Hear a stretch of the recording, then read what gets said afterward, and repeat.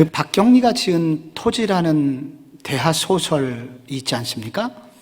이 소설의 배경은 구한말에 저 경상남도 하동에 있는 만석군 최참판의 집안의 몰락과 그 손녀딸 최서희가 그 잃어버린 땅을 다 찾는 그런 이야기로 구성이 되어 있죠.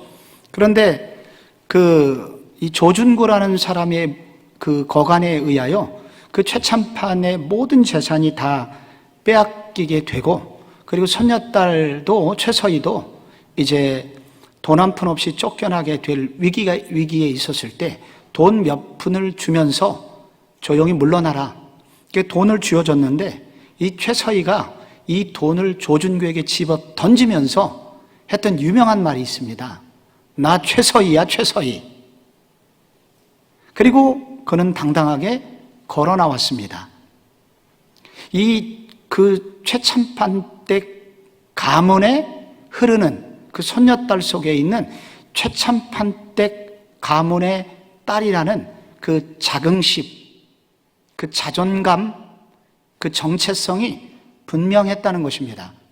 그리고 그녀는 그 이후에 북간도로 갔고 용정 땅에서 결국 그 장사를 통해서 많은 돈을 벌었고, 그걸 가지고 다시 잃어버렸던 하동 땅의 땅들을 다 찾게 되지요. 우리 가운데 그 그리스도인으로서의 이 자존감, 내가 어떤 사람이냐, 하나님의 백성으로서 나는 누구냐, 정말 하나님께서 나에게 영원한 나를 위해서 예수 그리스도 하나님의 아들을 보내주셨고, 그리고 하나님의 아들이신 그분이 나를 위해서 죽으실 정도로 나를 사랑하셨고, 그리고 나를 위하여 영원한 하나님의 나라가 예비되어 있어서 나는 그것을 상속받을 하나님 나라의 자녀야 라는 그런 자존감이 분명한 사람은 세상에서 조금 어려운 일을 만나도 낙심하지 않고 끝까지 그 길을 가고 결국은 영적으로 또 육적으로도 승리하는 인생을 살 수 있다는 것입니다. 여러분, 우리는 지나간 1학기 동안에 구약의 역사 속에 진행되어 온 하나님의 구원의 역사를 함께 공부했었습니다. BC 2166년에 아브라함이 이 땅에 태어났고, 그리고 그의 아들 이삭, 그리고 야곱이 그의 아들 요셉의 초청을 받고 초청 이민을 애굽으로 가죠. 그게 BC 1876년입니다. 그로부터 430년간 이스라엘 백성들은 노예 생활을 하지요. 그러다가 1446년에 모세와 함께 출애굽을 합니다. 40년 후에 가나안 땅 앞에 섰고, 그리고 7년 전쟁을 거쳐서 이제 1300년대 후반 전에 대부분의 이 가나안 땅을 점령하게 되고 땅을 분배받았는데, 그 다음에 하나님을 향한 언약을 잃어버림으로 영적인 어둠이 찾아오죠. 사사시대가 됩니다.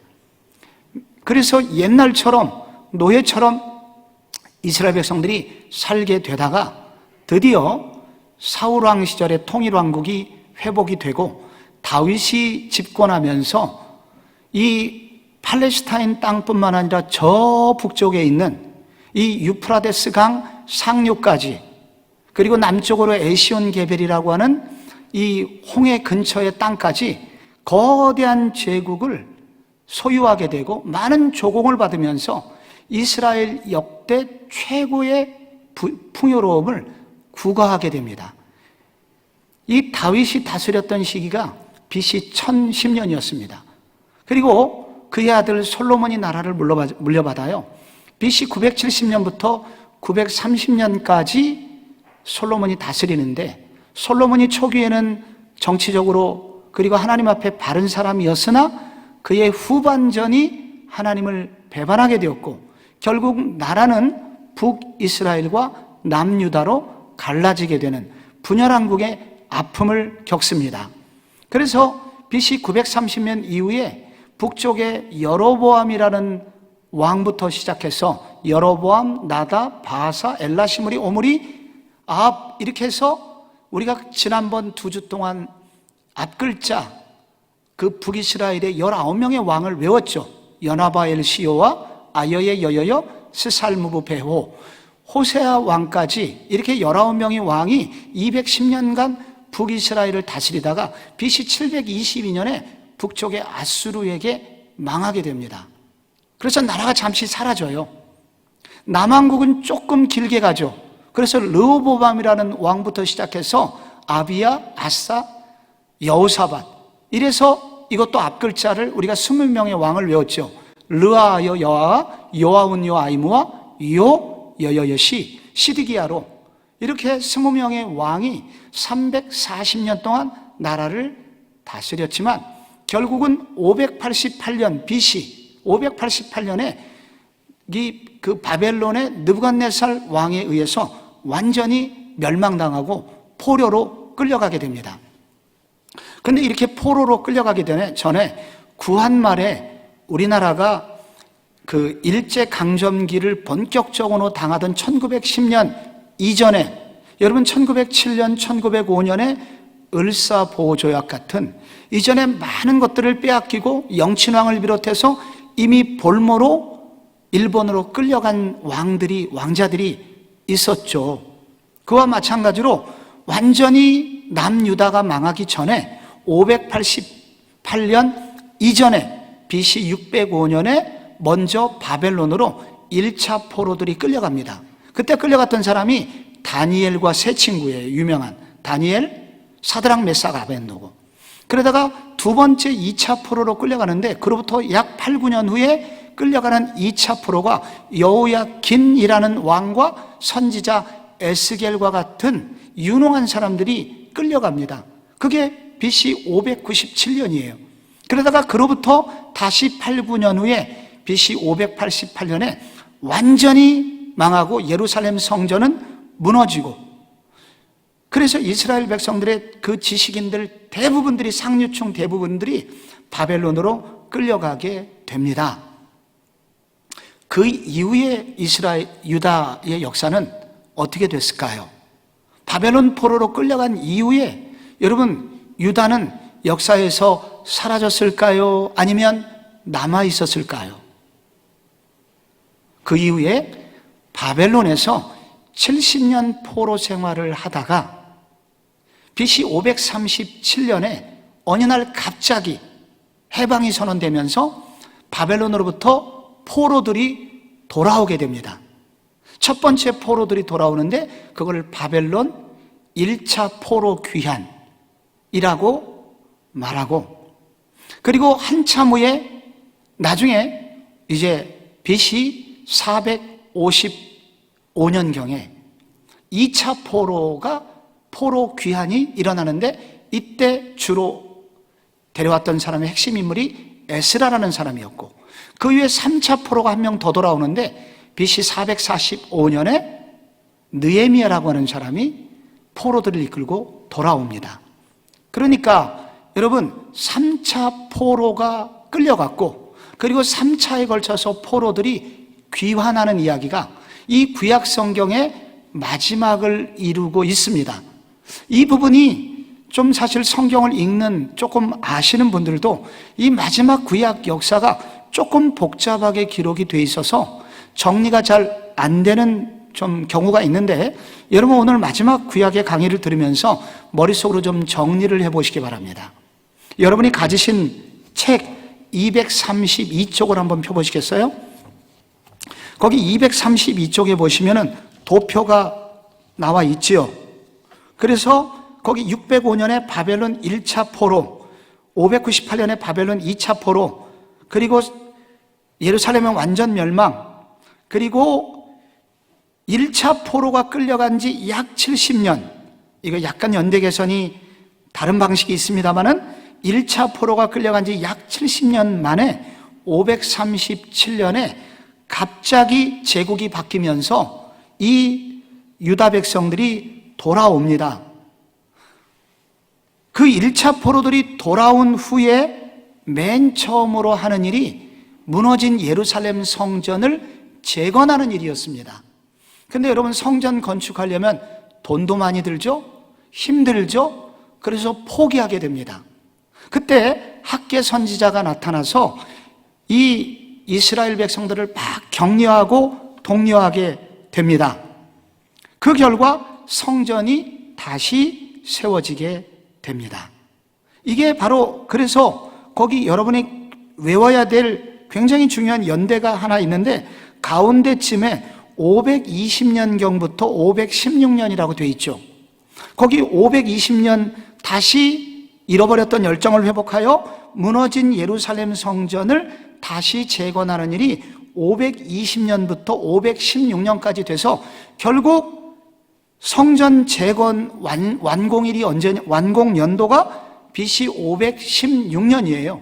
무너진 예루살렘 성전이 다시 재건되었던 매우 중요한 연대. 언제라고 그랬죠, 제가? BC 516년. 머릿속으로 기억을 해두세요. 이때 왕이 다리오 1세라는 그 페르시아의 황제가 다스리고 있었습니다. 그리고 난 다음에 60년경 됐을 때 BC 458년경에 2차 포로가 돌아오는데 이때 에스라라고 하는 이 사람이 주동자가 되는데 여러분 이때 왕의 이름을 잠깐 보시면 이 바사왕 이름이 어떻게 돼요? 아닥사스다 1세. 그러니까 예루살렘 성전이 재건된 후로 60년쯤 지나서 2차 포로로 누가 오냐면 에스라가 돌아오는 겁니다. 그리고 2차 포로가 돌아온 지 약 13년 후에 3차 포로가 돌아오는데 그때 황제는 같고 주요 인물은 누구예요? 느헤미야입니다. 그래서 이런 부분이 이 구약의 마지막 부분이 좀 어려워요. 그래서 느헤미야를 영어로 너헤메야로 있거든요. 그래서 이거 정말 너도 나도 다 헤매는 부분이 바로 이 부분입니다. 오늘 느헤미야와 에스라의 이야기를 읽으면서 여러분 가운데 머릿속으로 사진을 이거를 찰칵 찍어 놓으시길 바래요. 근데 지금 오늘 우리가 공부할 책은 에스라와 느헤미야 한 권의 책을, 이 두 권의 책을 한꺼번에 공부를 하려고 하는데 이 에스라와 느헤미야는 한 사람이 썼습니다. 느헤미야라고 하는 사람이, 뒤에 있는 사람이 이 성경을 썼습니다. 그런데 그때 어떤 배경이었냐면, 왜 이와 같은 성경을 쓰게 됐냐면은 바벨론 포로 생활을 하다가 예루살렘에 돌아왔지만 그러나 이스라엘 백성들에게 하나님의 백성으로서의 자부심이 없었어요. 왜냐하면 여전히 그들은 포로 생활로부터 돌아왔지만 속국 백성이었습니다. 페르시아 백성들의 식민지 백성으로 살고 있었고 많은 세금을 바로 페르시아에게 바쳐야만 했습니다. 그래서 우리가 믿는 하나님이 바벨론의 신보다, 페르시아의 신보다 약할 수도 있겠구나. 그러니까 이스라엘 백성들의 자존감이 바닥을 이루고 있었습니다. 바로 그때 에스라와 느헤미야가 바로 이와 같은 성경의 역사를 기록함으로써 이스라엘 백성들이 누구며 얼마나 존귀한 사람들인지에 대해서 설명을 하고, 특별히 어떤 방식으로 설명을 하냐면 무너진 이스라엘의 집을 다시 세움으로써 그렇게 하나님 백성의 자존감을 회복시켜주고 있습니다. 첫 번째로 무너졌던 성전을 세우는 일에 대해서 기록하고, 그리고 무너진 성전 주변을 도는 성벽 재건을 하는 일을 통해서 자존감을 세우고, 그리고 또한 잃어버렸던 정체성을 이스라엘 백성들이 집을 세우고 난 다음에 무너진 내면의 무너진 신앙생활을 회복시켜 줌으로써 그들이 하나님의 백성이라는 사실을 가르쳐 줌으로써 여러분 이 이스라엘 백성들의 정체성을 회복하는 이야기가 바로 여기 에스라와 느헤미야에서에 나옵니다. 히틀러가, 여러분 나치가 유대인들을 600만 명을 죽였잖아요. 사람의 탈을 쓰고 어떻게 그렇게 많이 죽였을까요?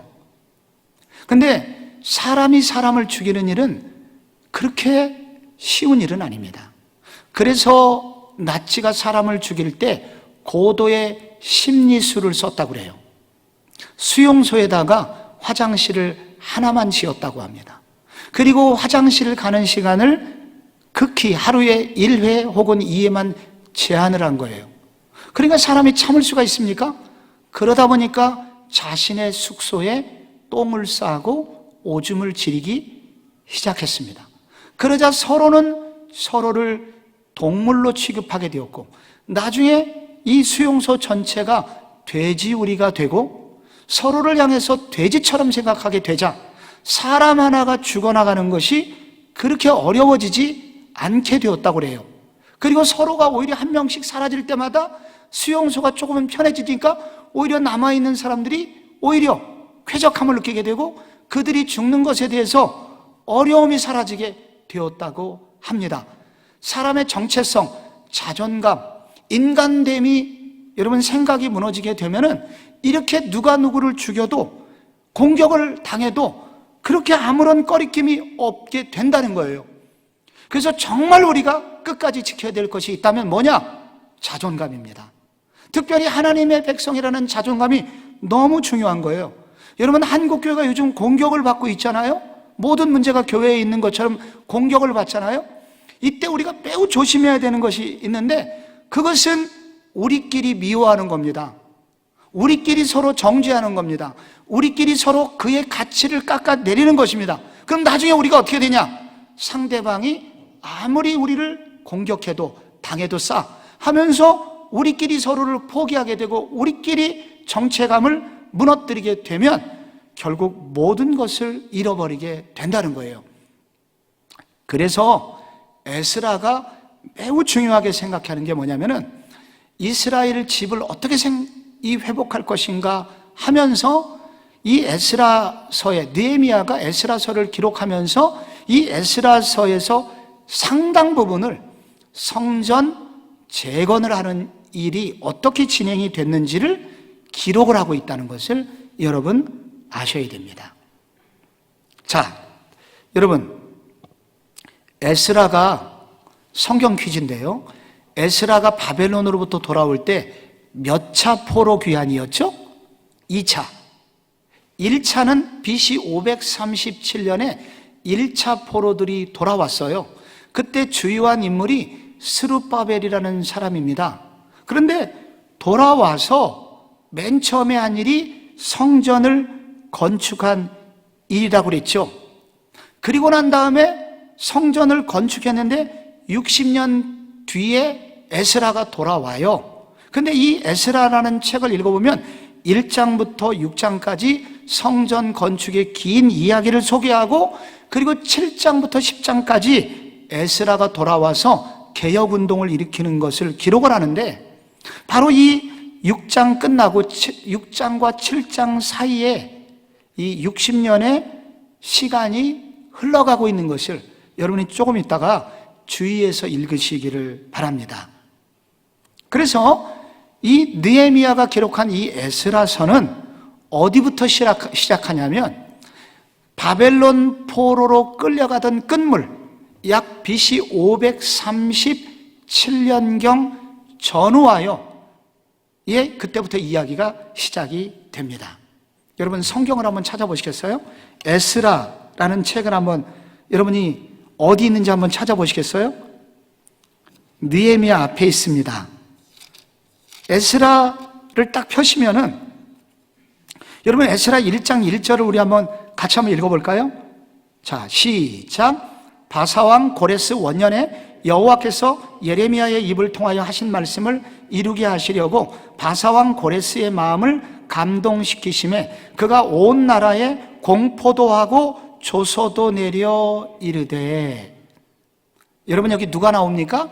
바사왕, 페르시아 왕 고레스라는 황제와 그가 다스리던 제1년차 황제의 이제 통치가 시작되던 그 해에 하나님께서 이 페르시아 왕 고레스의 마음을 감동시키셔가지고 온 나라를 조서를 내려서 포로들은 다 고향으로 돌아가도 좋다라는 명령이 떨어지게 됩니다.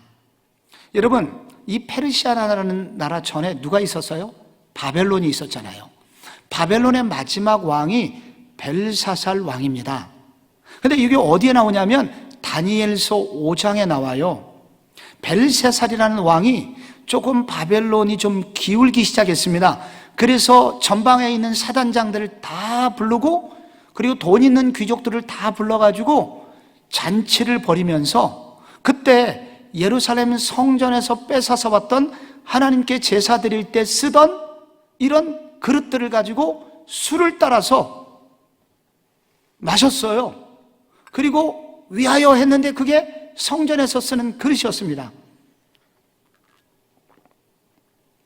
여러분, 근데 이 말은 무슨 말이냐면, 나는 하나님하고 동기동창이야, 두려워하지 마, 나만 믿어. 바로 그렇게 교만을 떨던 그때 석회 벽에 갑자기 손만 나타나가지고 벽에다가 메네메네 데겔 우바르신이라고 썼죠. 이게 얼마나 떨렸던지 이 속에 있는 내장의 간장이 다 녹아내렸고 다리가 후들거렸습니다. 그런데 그 메네메네 데겔 우바르신 그 뜻이 뭐예요? 하나님의 저울에 달아보니까 당신은 모자라, 그래서 당신은 하나님의 심판을 받아야 돼 라는 음성이었던 거예요. 그리고 바로 그날 밤 며칠 내로 무슨 일이 생겼냐면, 이 바벨론의 폭정에 못 이긴 사람들이 스스로 성문을 열어줘가지고 메데 페르시아 연합군이 성에 무혈 입성을 하게 되고, 완전 벨사살의 목을 치고 바벨론을 접수를 하니, 그게 바로 메데 페르시아 연합군이었고, 나중에 페르시아가 더 우두머리가 돼서 첫 번째 황제로 고레스가 다스리기 시작한 겁니다. 근데 이 고레스라는 왕은 유화 정책을 썼어요. 포로들 다 돌아가도 좋다, 다만 내가 지방 자치권을 주고 총독을 보낼 테니까, 임명을 할 테니까 지방자치제로 하고 너희들이 종교 섬기고 싶은 거 섬기되 세금만 제대로 내면 돼. 그래서 다 돌아가도 좋다는 조서를 내리게 된 겁니다. 그래서 이스라엘 백성들은 어느 날 갑자기 깜짝 놀라는 뉴스를 듣게 되는 거예요. 돌아가도 좋다는. 그래서 그때 바벨론 1차 포로들이 돌아오게 됩니다. 어떻게 이렇게 기가 막힌 일이 생겼을까요? 그리고 성경을 찾아보니까 예레미야 29장에 이게 기록되어 있다는 것을 여기 느헤미야가 밝히게 됩니다.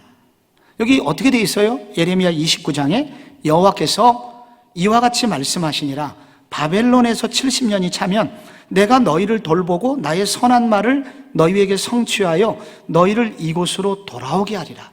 이게 우연이 아니라 하나님의 예언이었다는 것을 알게 되죠.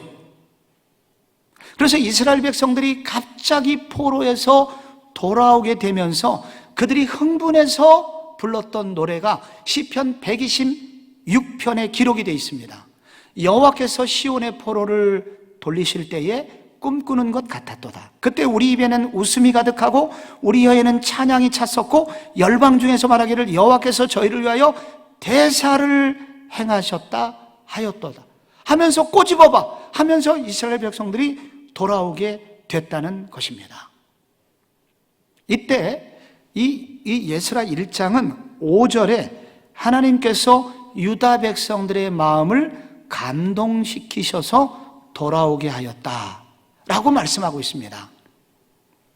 지금 당시 예루살렘 성전은 무너지고, 그리고 이미 짐승들이 사는 것처럼 예루살렘이라는 도시는 폐허가 되어 있었습니다. 근데 바벨론의 수산궁은 당대 최고의 문화를 가지고 있었습니다.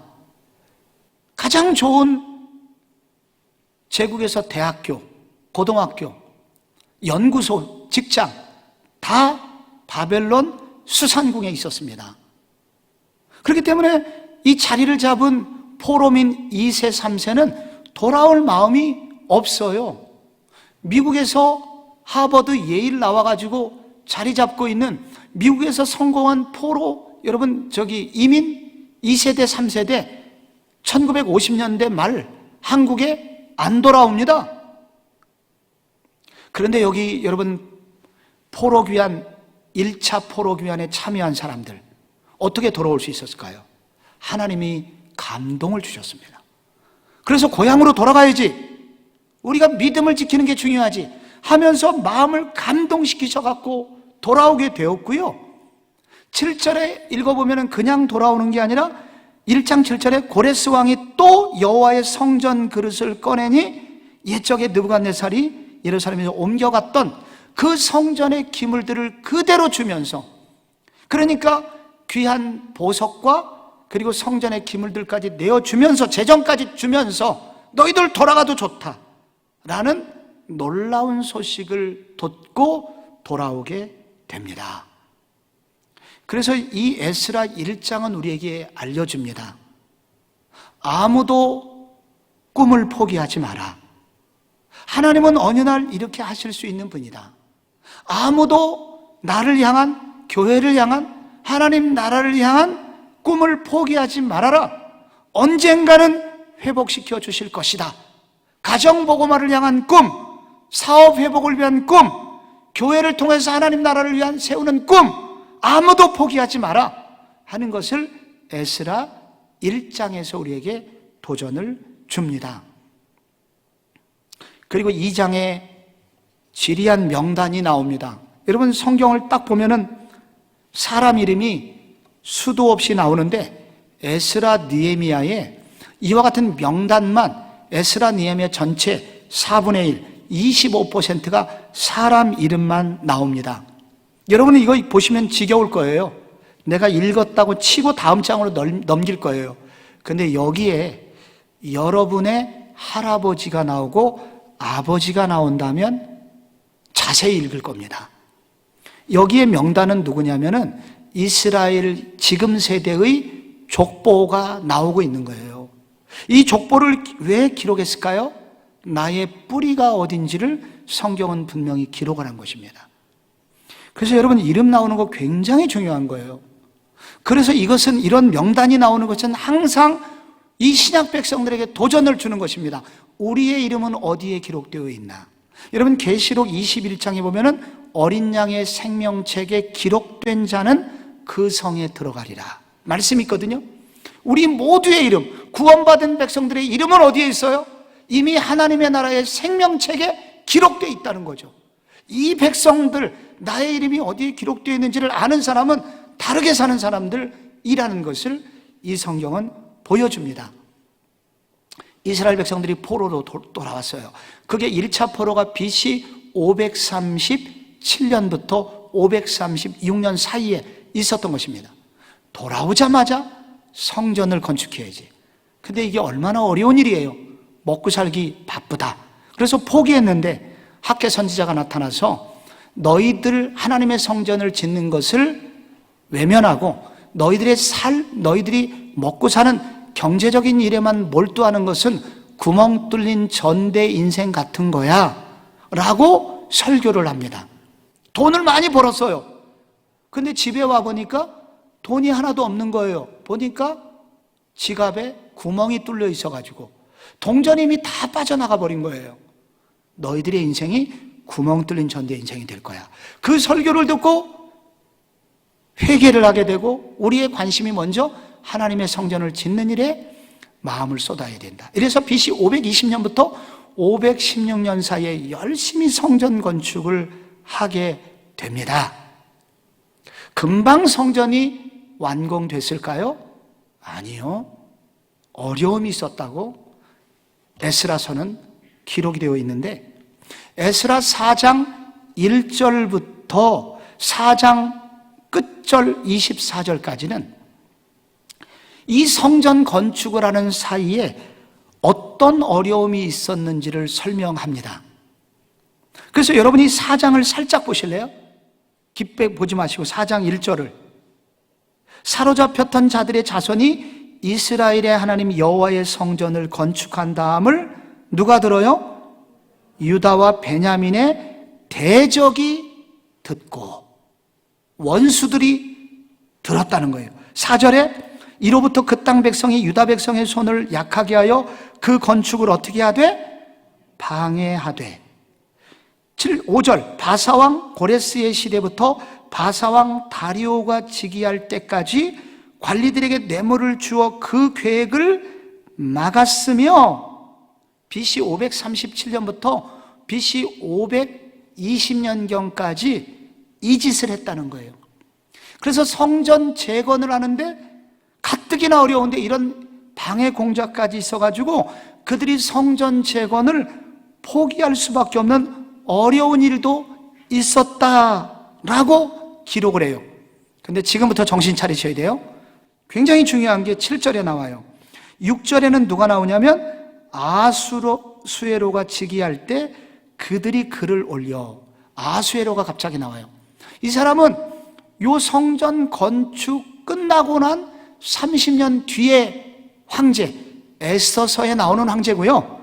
그 다음 7절에 아닥사스다 때에 비슬람과 미드르닷과 다부엘과 그의 동료들이 바사왕 아닥사스다에게 글을 올렸으니 그 글은 아람 문자와 아람 방언으로 써서 진술하였더라 하면서 방해 공작에 나오는데, 아닥사스다 왕은 여러분 아까 도표에서 보셨듯이 아닥사스다 때 주요한 인물 2차 포로기한 에스라, 3차 포로기한 느헤미야, 그러니까 성전 건축으로부터 60년 70년 뒤에 나오는 황제란 말이에요. 그런데 갑자기 성전 재건의 방해 공작 얘기를 하다가 60년 70년 후에 얘기를 해요. 60년 70년 후에는 성전 건축이 아니라 뭘 건축했냐? 성벽 건축을 하고 있었거든요. 그때 방해받았던 얘기를 하다가 다시 성곽 건축에 관해서 이 방해되는 얘기, 성곽, 그러니까 성벽 건축하는 거 방해 얘기를 계속 쓰다가 여러분 24절에 보시면 이에 예루살렘에서 하나님의 성전 공사가 바사왕 다리오 제2년까지 중단되더라. 다시 예루살렘 성전, 그러니까 BC 520년경으로 다시 올라가는 거예요.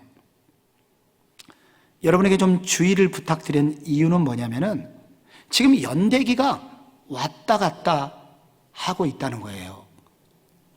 BC 520년 얘기를 했다가 다시 60년 뒤에 얘기를 했다가 다시 마지막에는 BC 520년으로 돌아오고 있다는 거예요.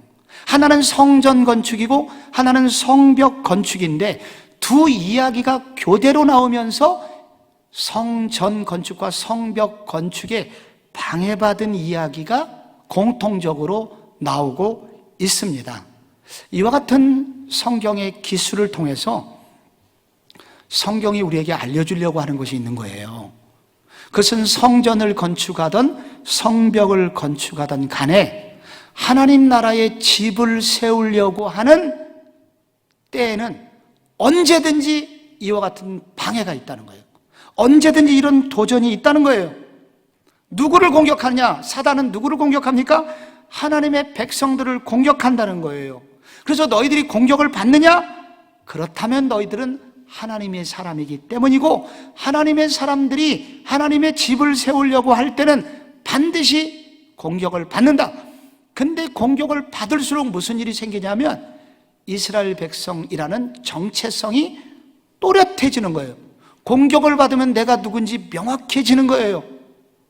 이게 이해가 맞을지 모르는데 요즘 검찰총장이 여당에 매우 공격을 받는데, 공격을 받을수록 이 사람이 야당의 대권 후보로서의 지지도가 막 올라가고 있다고 그래요. 여기 지금 이스라엘 백성들이 공격을 계속 받아요. 공격을 받을수록 내가 이스라엘 백성이구나, 내가 하나님 나라의 백성이구나 하는 정체성이, 구원받고 택함받은 백성이라는 정체성이 세워지는 바로 계기가 동시에 되고 있다는 것도 말하고 있는 것입니다.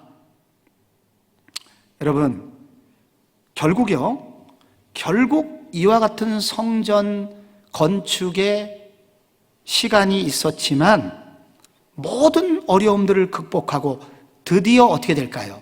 성전이 완공됩니다. 6장 15절 보세요. 에스라 6장 15절에 다리오 왕 제6년 아달월 3일에 성전 일을 끝내니라. 성전 건축이 완공이 됩니다. 이때가 BC 516년 예루살렘 무너졌던 솔로몬 때 세웠던 그 화려한 성전은 아니지만 포로로부터 돌아와서 천신만고 끝에 많은 방해 공작 끝에 세워진 성전, 그래서 이 성전의 이름을 솔로몬 때 성전을 제1성전이라고 하고 두 번째 세워진 성전이라 하여 제2성전이라고 하며, 그때 주요한 인물이 스룹바벨이라는 인물이었기 때문에 스룹바벨 성전이라고 이름 붙이기도 합니다. 언제였다고 여러분? BC 516년에 제2성전 스룹바벨 성전이 완공이 됩니다. 그리고 난 다음에 7장 1절에 보면 이 일 후에 바사왕 아닥사스다가 왕위에 있을 때 에스라라 하는 자가 있으니라. 이 성전이 완공된 지 60년 지나서 에스라라는 사람이 등장을 합니다. 이 사람이 포로민 중에서는 이 페르시아에서 매우 성공한 사람이었습니다. 어떻게 알 수 있냐면 이 사람을 소개하는 것에 대해서 6절을 보시면 이 사람이 뼈대가 있는 집안이라는 게 쭉 나와요. 5절에 보면 대제사장 아론의 16대 손이라는 거예요. 그러니까 이 뼈대가 있는 집안의 자녀인데 6절에 이 에스라가 바벨론에서 올라왔으니 그는 이스라엘의 하나님 여호와께서 주신 모세의 율법에 익숙한 학자로서 그의 하나님 여호와의 도우심을 입음으로 왕에게 구하는 것을 다 받은 자라. 여기 율법에 익숙한 자라는 것은 페르시아의 법에도 익숙하고 하나님의 법에, 율법에도 익숙한 자, 페르시아에서도 성공한 사람이었고 그러면서도 믿음도 좋은 사람. 이 사람이 바벨론 포로들을 모아서 고향 땅으로 돌아가자 우리, 이래가지고 10절에 왜 돌아왔냐면 여호와의 율법을 연구하여 준행하며 율례와 규례를 이스라엘에게 가르치기로 결심하면서 돌아오게 돼요. 이게 바로 바벨론 2차 포로 귀환 있었던 것입니다. 돌아와서 에스라가 무엇을 하느냐? 이 에스라의 포로 귀환, 포로로부터 돌아온 것이 왜 이렇게 중요하냐? 여러분, 에스라가 돌아와서 한 일이 있어요. 그건 뭐냐면 지금 스룹바벨의 성전은 완공이 되었지만은 아직도 이스라엘의 제사, 예배는 회복되지 못했습니다. 아직도 이스라엘 백성들은 율법에 대해서 많은 사람들이 율법을 잊어버렸고 율법이 뭔지를 모르고 그래서 말씀대로 살지를 못하고 있었습니다. 그래서 이스라엘 백성들이 건물은 세웠지만은 내면의 성전은 세우지 못하고 있었어요. 하드웨어는 만들어져 있는데 하드웨어를 작동할 소프트웨어가 없었던 거예요. 그래서 에스라가 돌아왔고 에스라가 돌아와서 한 일은 예배를 회복하는 일과 여호와의 율법을 가르치는 일과 말씀대로 살지 못한 일을 회개시키는 일과 그래서 하나님 앞에 말씀대로 살게 하는 영적인 개혁을 통해서 이스라엘 백성들의 허물어졌던 내면의 집을 다시 세우는 일을 하게 됩니다. 이 에스라를 통하여 이스라엘 백성들이 자기가 누구이며 그리고 자기가 어떤 정체성을 가지고 살아야 되는지 하나님의 백성이 누구인지를 알려줍니다. 근데 이게 한 번으로 끝나지 않고 여러 번 계속되는 것을 보면 개혁이라는 거, 하나님의 백성으로 우리가 다시 선다는 것은 부흥의 한 번으로 성경대학 몇 번 듣는다고 해서 수련회 갔다 왔다 그래서 단번에 하나님의 자녀로 선다는 것은 말하지 않고 있는 것 같아요. 계속 끊임없이 이런 일이 회복되어야 될 것을 말하고 있습니다. 그래서 여러분하고 에스라서의 마지막 부분을 좀 살펴봄으로써 우선 에스라서를 요약을 좀 하고 싶어요. 에스라가 와서 보니까 통탄할 만한 일이 9장 6절에 기록이 되어 있습니다. 그래서 에스라가 옷을 찢어요. 속옷을 찢고 겉옷까지 찢어요. 5절에 보면은. 여러분, 구약의 이스라엘 백성들이 옷을 찢을 때 왜 찢어요? 너무나 분통이 터질 때, 견딜 수 없는 슬픔을 만날 때 옷을 찢어요. 근데 왜 옷을 찢었냐면 6절 보세요. 6절 같이 읽어볼까요? 9장 6절 시작. 말하기를 나의 하나님이여 내가 부끄럽고 낯이 뜨거워서 감히 나의 하나님을 향하여 얼굴을 들지 못하오니 이는 우리 죄악이 많아 정수리에 넘치고 우리 허물이 커서 하늘에 미침이니라. 이게 왜 그러냐면은 2절에 그게 나오는 거예요. 2절에 뭐가 나와요? 그들의 딸을 맞이하여 아내와 며느리로 삼아 거룩한 자손이 그 지방 사람들과 서로 섞이게 하는데 방백들과 고관들이 이 죄에 더욱 으뜸이 되었다 하는지라. 이스라엘 백성들이 이방 여인들과 자녀들을 혼인시켰고 자기들도 결혼했고 자녀들도 혼인시키는 것을 부끄러워하지 않았고, 그런데 그 지도층의 사람들이 그렇게 해갖고 얼굴을 들 수 없을 정도로 낯이 뜨거워가지고 하나님 앞에 부끄러워서 두 손을 들고 옷을 찢고 있습니다. 그런데 왜 이렇게 에스라가 흥분하냐면, 여러분, 그동안 우리가 열왕기 상화를 통해서 배운 게 있죠. 왜 나라가 망했고 포로가 됐습니까? 한 사람은 솔로몬 때문이었고 한 사람은 아합 때문이었는데 두 사람의 공통점이 있어요. 솔로몬은 자신의 외교력을 넓히기 위해서 혹은 성적인 욕구 때문에 이방의 공주들과 결혼 동맹을 맺어요. 그래서 모압 여자, 암몬 여자, 그리고 애굽의 공주와 혼인을 맺고 외교력을 확대하는 일을 하죠. 근데 그 여자들이 돈만 갖고 온 것이 아니라 우상을 가지고 옴으로써 결국은 이스라엘 전체를 우상들에게 문을 열어주는 역할을 솔로몬이 하고 나라가 그래서 분열이 되죠. 아합은 어떻게 합니까?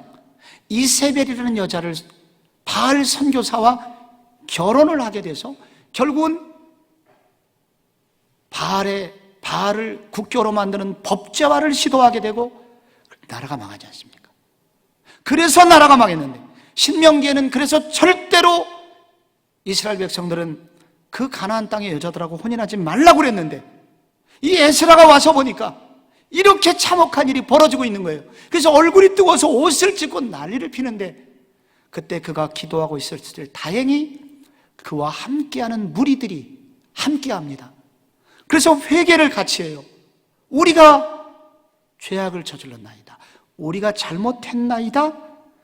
그렇게 하면서 그들이 결혼했던 여자들, 며느리들을 집으로 돌려보내면서 에스라 10장에는 여기 이혼 서류들이 나오는데 이방 여자와 결혼하지 못하도록 못을 받고 그리고 이 여자들을 돌려보내는 얘기가 나오는데 총 113건의 이혼 수속 얘기가 나옵니다.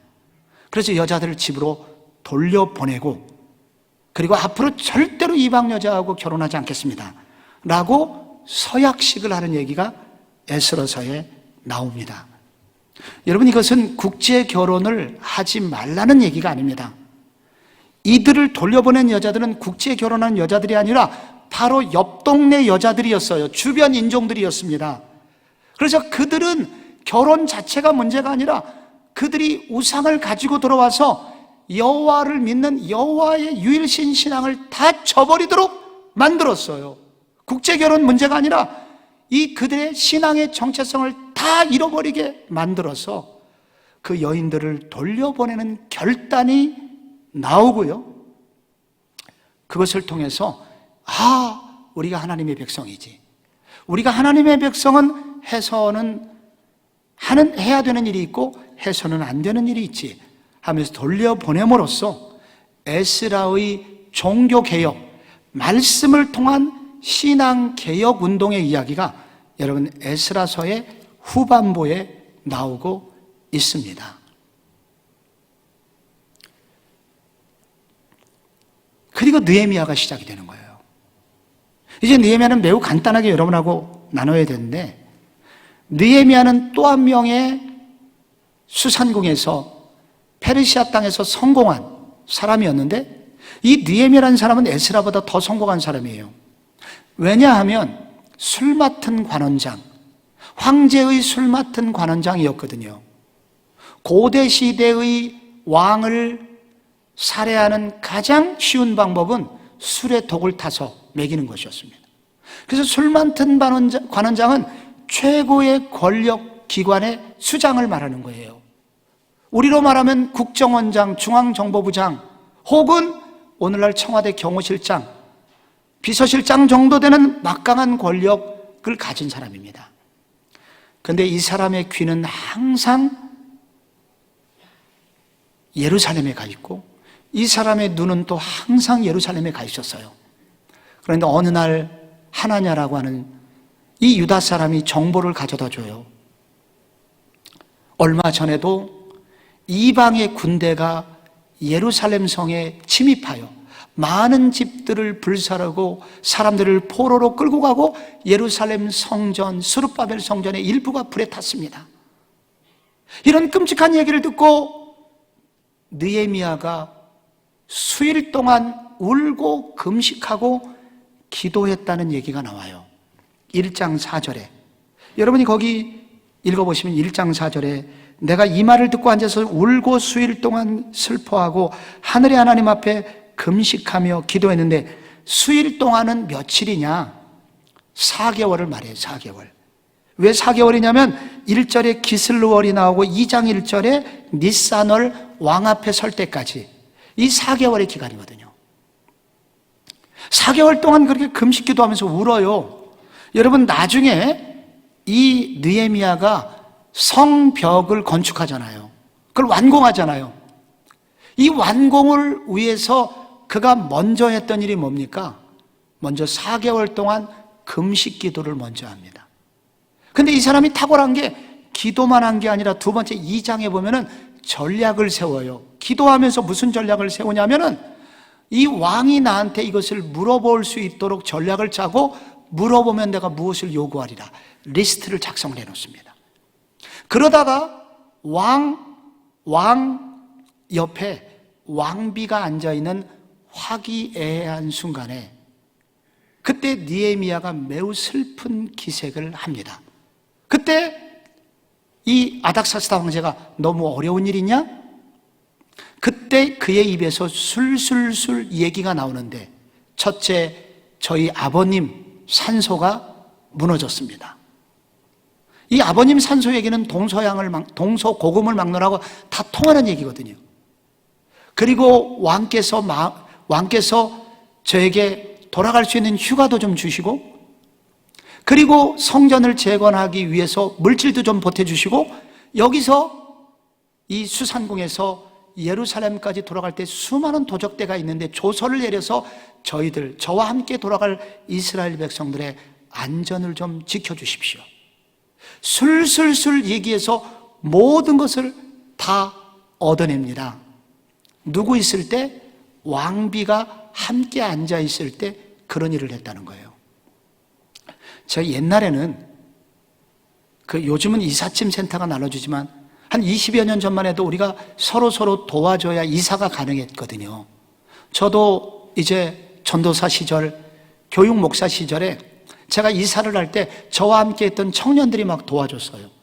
짐을 막 날라줬는데 애들이 좀 지칠 때예요. 점심 먹기 직전에.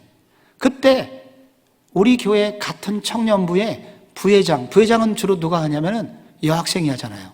여학생이 음료수를 사가지고 찾아온 거예요. 근데 갑자기 애들이 힘이 어디서 생겼는지 1층에서 2층으로 막 이불을 던지고 받으라, 막 주어라 그러면서 놀랍게 일을 하고 있더라고요. 저는 거기서 여자의 능력을 보았습니다. 여자가 옆에 있으면요, 남자가 달라지더라고요. 그래서 느헤미야가 아무 때나 얘기한 것이 아니라 기회를 포착하고 매우 중요한 순간에 왕의 마음을 얻어가지고, 그래서 그의 모든 원하는 것들을 다 얻어내서 예루살렘까지 오게 된 거예요.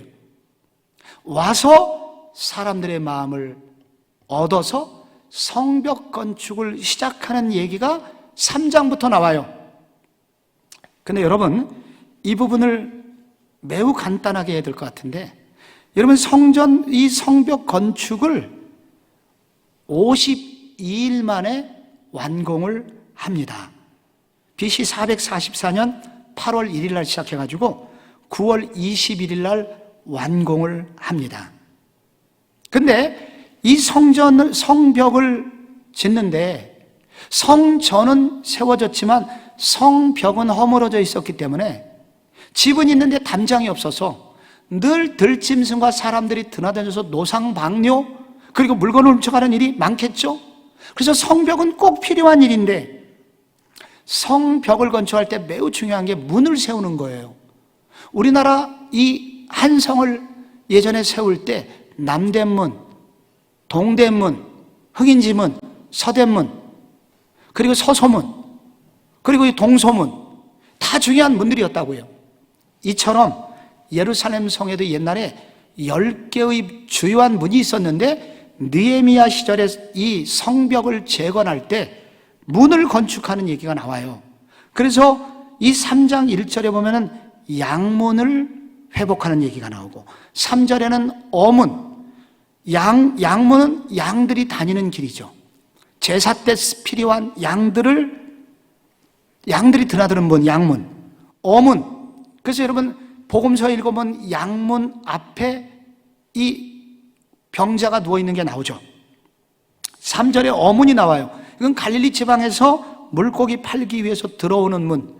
옛문은 빵을 구워서 이제 팔기 위해서 들어오는 문이었고요. 골짜기 문이 있고 여기는 기드론 시내로 통과하는 문이고 14절에 분문은 오물, 쓰레기가 진입하는 문이고 15절에 실로암으로 연결되는 샘문, 28절에 마음은 말이 드나드는 문이 나오는데 그런데 이때 이 4장 1절 읽으면은 양문은 제사장들이, 옛문은 상인들이 이렇게 등등의 관련된 사람들이 건축을 하도록 그렇게 느헤미야가 사람 일의 배분을 합니다. 그래서 자기가 가장 관심 있고 자기가 가장 잘하는 제사장들은요 양을 잡는 일을 했기 때문에 양이 어떻게 하면 안전하게 들어올 수 있는지 알거든요. 문의 넓이와 높이는 어느 정도여야 되는지 알거든요. 그래서 양문은 제사장들이, 시장으로 가는 길은 상인들이 그렇게 건축에 참여하도록 함으로써 이와 같은 성벽 건축을 하는데 대충 너희들 알아서 해라 그렇게 한 것이 아니라 그는 나름 고도의 전문성을 가지고 성벽을 건축할 수 있도록 그와 같은 리더십을 발휘함으로써 이 성벽을 매우 튼튼하고도 매우 효과적으로 쓸 수 있는 성벽 건축을 하는 것을 3장에서 보여줍니다. 여러분, 성벽을 건축하는 일 52일 만에 끝났으니까 쉬웠을까요? 어려웠을까요? 이때도 엄청난 어려운 일이 있었습니다. 이때도 동일한 공격이 있는데 사탄의 공격들이 있는데 여기에 나오는 주요한 사단이 동원한 하수인들의 이름을 아는 게 중요합니다. 여러분 4장 1절을 한번 성경 잠깐 펴보실래요? 산발랏이 우리가 성을 건축한 다음을 듣고 크게 분노하여 유다 사람들을 비웃으며 나오죠? 3절에 암몬 사람 누가 나와요?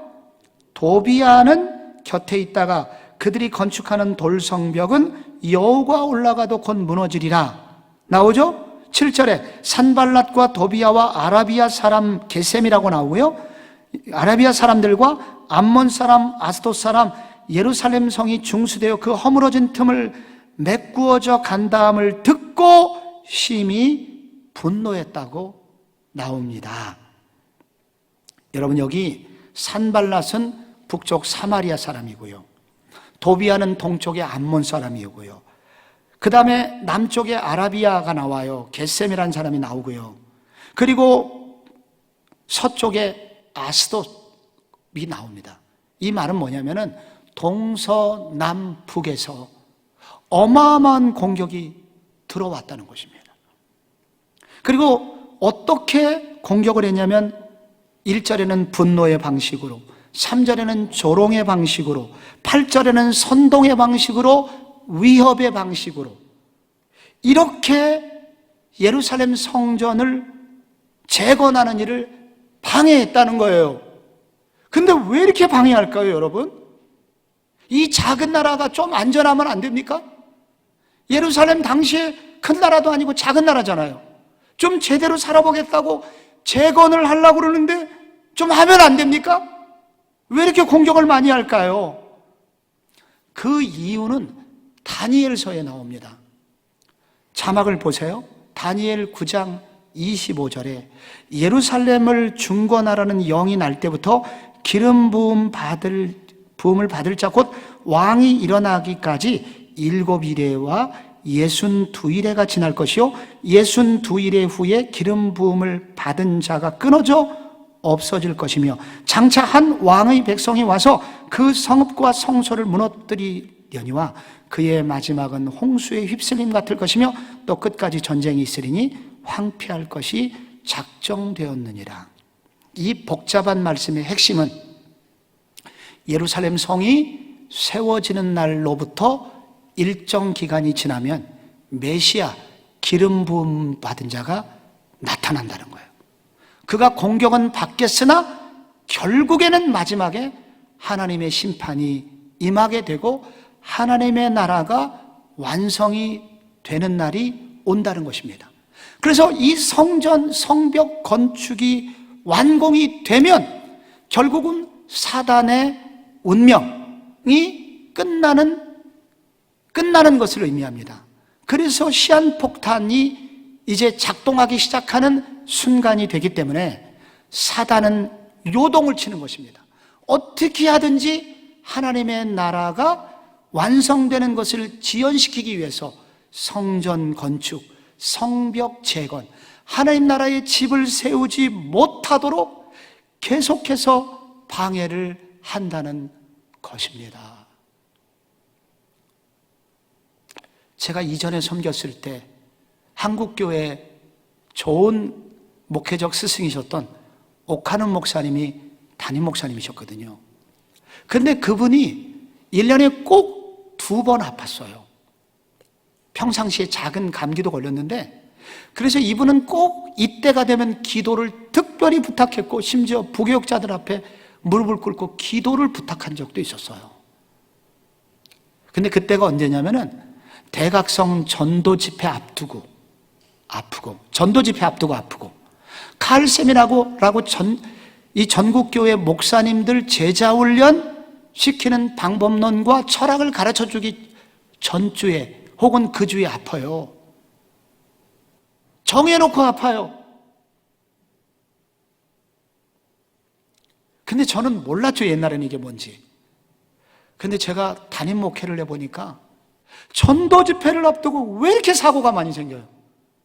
왜 이렇게 내 마음을 후비파는 역사들이 많이 일어나는데, 멀리 있는 사람이 아니라 바로 옆에 있는 사람들이, 가장 나를 좋아해주고 지지해줄 만한 사람들이 의도했던 의도하지 않았던 뒤집어 놓고, 환장이라고 그러죠. 뒤집어 놓는 거, 장이 뒤집히는, 환장할 만한 일이 생겨요. 이거는 제가 앞으로 목회 그만둘 때쯤 자서전에 나올 겁니다. 지금은 얘기하면 안 돼서. 이게 실제로 있는 일이에요. 여러분, 하나님 나라의 집을 세우는 일 있잖아요. 제일 중요한 일이 뭐예요? 복음을 전하는 일이거든요. 복음을 전해서 구원받을 수가 다 차면 하나님 나라가 완성이 되잖아요. 그날이 마귀의 제삿날이에요. 그러니까 복음이 전해지거나 전도 집회요? 무슨 일이 있어도 방해가 되는 거예요. 이게 끔찍한 일이에요. 여러분, 제자 훈련 받으면 하나님의 사람이 견고해지고 하나님의 사람이 세워지면 그 사람이 또 다른 사람을 세울 거 아니에요. 그래서 제자 훈련 받을 때는 꼭 사고가 생겨요. 영적 전쟁이 생겨요. 없던 사고도 생겨요. 안 아프던 사람도 아프고, 속을 뒤집어 놓는 환장의 일이 생겨요. 이런 일이 지금 에스라와 느헤미야에 반복해서 나타나는 것을 알아야 됩니다. 느헤미야가 어떻게 했습니까? 그래서 포기했습니까? 여러분, 매우 중요한 게 두 가지가 나오는데, 느헤미야가 4절에는, 여러분 그 4절 한번 읽어보세요. 4장 4절 성경 시작. 우리 하나님이여 들으시옵소서.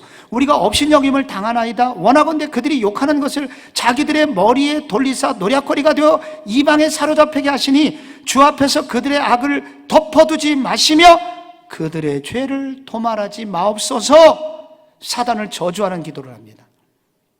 그리고 17절을 보세요. 중요한 거 또 한번 읽어봐요. 시작. 성을 건축하는 자와 짐을 나르는 자는 다 각각 한 손으로 일을 하며 한 손에는 병기를 잡았는데 건축하는 자는 허리에 칼을 차고 건축하며 나팔을 부는 자는 내 곁에 섰느니라. 한마디로 한 손에 삽을 잡고 한 손에는 칼을 잡고 한 손으로는 일을 하고 한 손으로는 영적 전쟁을 했다는 거예요. 포기하지 않았던 거예요. 그렇게 그 길을 갔더니 여러분, 결국 무슨 일이 생겼습니까? 5장 15절 16절 6장으로 넘어가서 6장 15절로 갈까요? 6장 15절에 성벽 역사가 52일 만에 엘룰월 25일에 끝나며 같이 읽어요. 16절 시작. 우리의 모든 대적과 주위에 있는 이방 족속들이 이를 듣고 다 두려워하여 크게 낙담하였으니 그들이 우리 하나님께 이 역사를, 여러분 우리는 성전 저는 건축한 것도 아니고 이 성전 건축하기 전에 이 리모델링 9년 전에 리모델링 그 이후에 몇 차례 리모델링을 해서 지금은 새 건물처럼 내부가 좀 달라졌거든요. 그런데 이게 이제 첫 번째 리모델링을 할 때 1층 전체를 다 뜯어 고쳐서 이제 그때 예그리나로 들어오고 그리고 이제 여러 가지 부속질도 생기고 중간중간에 계단도 바뀌고 벽에 대리석도 붙이고 그랬는데 여러분 이 리모델링 하는 일도 2번이나 스톱을 했습니다. 얼마나 공격이 심한지. 그래서 101번을 모였어요. 이걸 해결하기 위해서. 정말로 죽겠더라고요. 그런데 결론적으로 12월 초에 드디어 모든 공사가 끝나고 예그리나가 딱 오픈하고 거기서 잠깐 기도를 하려고 딱 들어갔는데 목 부러지는 소리가 들리더라고요. 사단의 목이 부러지는 소리. 이게 왜 이렇게 우리가 신앙생활 하다 보면 가끔 신비한 경험이 있잖아요. 거기를 딱 들어가는데 사단의 목이 부러지는 소리가 들리면서 엄청난 기쁨이 저와 교우들에게 물밀듯이 밀려왔습니다. 그러면서 어둠이 떠나가는 경험을 제가 한 거예요. 여러분이 혹시 우리 교회를 요즘 오신 분들은 우리 교회가 좀 밝구나 이걸 느낄 거예요. 근데 10여 년 전에 우리 교회를 왔다가 와본 적이 있다가 요즘 다시 오시는 사람이 하나같이 하는 말이 교회가 왜 이렇게 밝아졌어요? 전등을 바꿔서 밝아진 게 아닙니다, 여러분. 도색을 해서 밝아진 게 아니에요, 이게 영적인 일인 겁니다. 어둠이 떠나가는 일이 생기게 된 거예요. 그래서 우리가 해야 될 일이 뭐냐면 하나님의 집을 세우려고 하는 모든 사람들이 알아야 되는 것은 영적 전쟁이 있는데 그때 우리가 해야 될 일이 한 손에는 삽을, 한 손에는 칼을 영적 전쟁 기도하면서 그러면서 하나님이 나에게 주어진 일을 묵묵히 진행해 나갈 때 완공되면 무슨 일이 생기나? 끝까지 승리하면 무슨 일이 생기냐? 사단이 낙담하고 목이 부러운 일이 생기면서 커다란 기쁨과 놀라운 영광스러운 일을 선물로 주신다는 것입니다. 그리고 느헤미야의 뒷부분 얘기, 성벽 건축 끝내고 무엇을 했냐면 8장부터 10장까지 부흥회를 합니다. 영적 각성 대부흥회를 하게 되는데 이 8장에 읽어보면 부흥회 장소가 어디냐면은 수문 앞 광장에 모이게 합니다. 강사는 에스라, 회비는 안 나와요. 아마 공짜였나 봐요. 그래서 이제 부흥회가 시작이 되는데 여러분 8장 1절을 잠깐 보시면요, 이스라엘 자손이 자기들의 성읍에 거주하였더니 일곱째 달에 이르러 모든 백성이 일제히 수문 앞 광장에 모여 학사 에스라에게 여호와께서 이스라엘에게 명령하신 모세의 율법책을 가져오기를 청하매, 아마도 레위기부터 읽었던 것 같아요. 그래서 그 율법책을 가지고 에스라가 읽으니까 아마 천부장이 읽고 그 뒷사람에게 읽어주고 백부장이 받아서 또 저 뒷사람에게 읽어주고, 그런 방식으로 율법책을 읽어서 저 뒤에 있는 사람까지 율법을 읽어내려 가던 중에 통곡이 터집니다. 말씀이 들어가니까 양심이 찔려갖고 다 울게 돼요. 그로부터 21일간 부흥회가 계속되고 금식과 회개와 통회와 자복과 결단이 일어나게 되는데, 어떤 결단이냐면 9장 38절에 결단이 어떻게 하냐면 9장 38절, 우리가 이 모든 일로 말미암아 이제 견고한 언약을 세워 기록하되 우리의 방백들과 레위 사람들과 제사장들이 다 인봉하나이다 하였느니라. 사인을 하게 되는 거예요. 앞으로 우리는 다시는 율법을 어기지 않겠나이다. 그러면서 언약에 사인한 사람들 10절부터 사람 이름이 나와요. 거기 총독, 느헤미야, 시드기야, 스라야, 아사랴, 예레미야, 바술, 아마랴, 말기야, 모르는 사람 이름이 쫙 나와서 내가 말씀대로 살겠습니다. 이제는 다른 민족과 결혼 언약 동맹, 다른 나라 여자 쳐다보지 않겠습니다. 그러면서 굳은 언약의 맹세를 하면서 감동적인 부흥회를 마칩니다. 그리고 느헤미야는 다시 수산궁으로 돌아가요. 그러다가 10년 후에 다시 돌아왔는데, 그게 13장입니다. 마지막 13장. 돌아왔는데 무슨 일이 생겼을까요? 엄청난 일이 생겼습니다. 여러분, 그게 6절에 나와요. 6절에 4절부터 쭉 나오는데, 4, 5, 6절에 나오는데 13장 4절에 무슨 일이 생겼어요? 이전에 우리 하나님의 전에 방을 맡은 제사장 엘리야십이 도비야와 연락이 있었으므로. 도비야가 누구예요?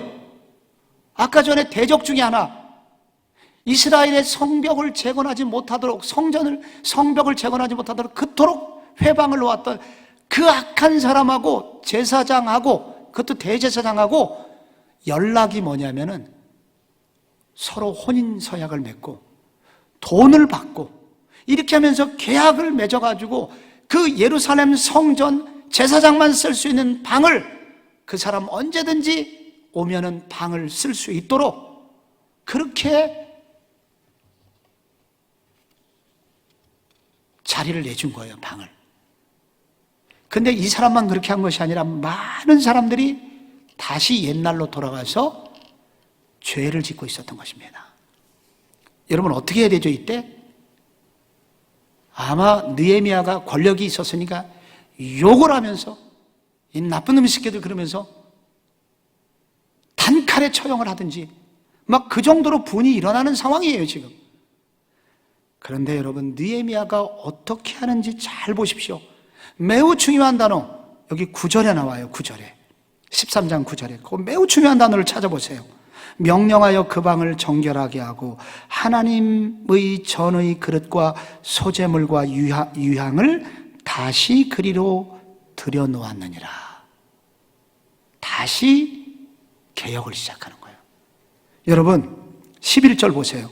내가 모든 민장들을 꾸짖어 이르기를 하나님의 전이 어찌하여 버림바 되었느냐 하고 그 레위 사람들을 불러 모아 어떻게 다시 제자리에 세웠더니, 일터로 나가서 제사장들 월급을 안 줘가지고 다 예배는 안 드리고 일터에 가서 일하고 있는 제사장들을 다시 불러가지고 제자리에 세우고 다시 예배를 회복하고 다시 성전 재건 개혁운동을 하는 거예요. 그리고 여러분, 느헤미야의 마지막 이 29절부터 31절에 예레미야가 마지막으로 한 기도가 나옵니다. 우리 함께 읽고 마치겠는데요. 느헤미야 마지막 13장 29절부터 끝절까지 시작. 내 하나님이여, 그들이 제사장의 직분을 더럽히고 제사장의 직분과 레위 사람에 대한 언약을 어겼사오니 그들을 기억하옵소서. 내가 이와 같이 그들에게 이방 사람을 떠나게 하여 그들을 깨끗하게 하고 또 제사장과 레위 사람의 반열을 세워 각각 자기의 일을 맡게 하고 또 정한 기한에 나무와 처음 익은 것을 드리게 하였사오니 내 하나님이여 나를 기억하사 복을 주옵소서. 아멘. 여러분, 이 구약의 역사가 끝나는 장면이 이 장면이에요. 구약의 긴 역사, 아브라함 때부터 시작한 역사가 바로 여기서 끝나는데, 이게 수문 앞 광장의 부흥회로 끝났다면 얼마나 좋았을까요?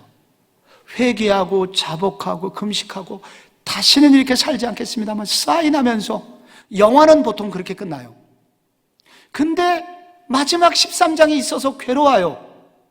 다시 10년 후가 기록이 되고 돌아와 보니까 옛날로 돌아와서 예레미야가 다시 그들을 붙들고 가르치고 다시 회개시키고 하나님 앞에 부르짖는 느헤미야의 이 가슴을 치는 눈물의 기도로 끝나요.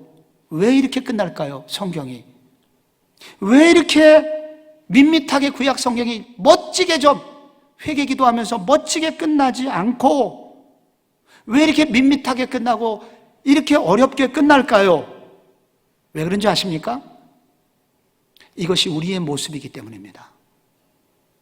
우리는 지난주에 은혜 받고도 일주일 사이에 수많은 변화를 일으키면서 하나님을 떠날 수 있는 이 죄악된 속성을 우리가 가지고 있듯이 모든 하나님의 백성들도 가지고 있다는 것을 알려줍니다.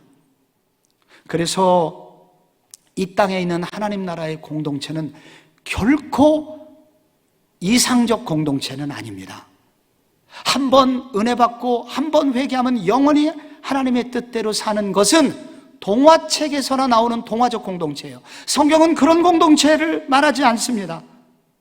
하나님의 백성들도 이렇게 자주 또 금방 넘어질 수 있음을 가르치면서 우리가 살 길은 다시 회개하고 다시 새롭게 되고 다시 하나님 앞에 서는 것 외에는 소망이 없노라. 이것이 우리의 현실이다 하는 것을 가르쳐 줍니다. 그러므로 성경은 우리에게 여러분 은혜 받으셨습니까? 잘하셨습니다. 그리고 사라지고 끝내는 것이 아니라 성경은 계속해서 우리에게 알려줍니다. 여러분 우리는 매일 새로워져야 됩니다. 매주일 새로워져야 됩니다. 그리고 매번 예배 때마다 깨어 각성해야 됩니다. 한 번 은혜 받았다고 해서 평생 절대로 완벽하거나 안전하게 살지 못합니다. 우리가 살 길은 그게 아니에요. 우리가 살 길은 오직 다시 새로워지기를 매번 깨닫는 것입니다. 아, 이번에 성경대학 내가 구약까지 맞춰서 나는 너무 대견해. 엄마 나 대견하지. 이런다고 해서 여러분 하나님의 사람이 세워지는 게 아니고, 이렇게 성경대학 구약의 긴 과정을 마쳤음에도 불구하고 다음 주 방학이 시작되면 아무 생각이 나지 않고 흔들리고 내가 하나님의 사람인가 세상 사람인가 분간이 안다는 때가 있는 거예요. 그래서 우리는 또 끊임없이 영적인 방학이 되지 말게 하소서 이렇게 기도할 수밖에 없게 되는 것입니다. 사랑하는 성경대학 학생 여러분, 느헤미야가 알려준 그대로 우리 영적 싸움은 단번에 끝나는 것이 아니라 우리의 신앙생활의 생명력은 한 번 받으면 끊임없이 솟아나는 샘물이 아니므로 우리는 날마다 새롭게 되고 날마다 주님 앞에 엎드려야 되는, 하늘에서만 물이 떨어질 수밖에 없는, 여러분 그러한 이스라엘 기후와 같은 그러한 사람임을 기억하면서 날마다 하늘을 향하여 눈을 들고 손을 올리고 그렇게 기도하고 하나님 앞에 바로 서고자 하는 그런 성도님들 되시기를 바랍니다. 에스라와 느헤미야처럼 우리도 그렇게 그 길을 가는 모든 성도님들 되기를 축원합니다.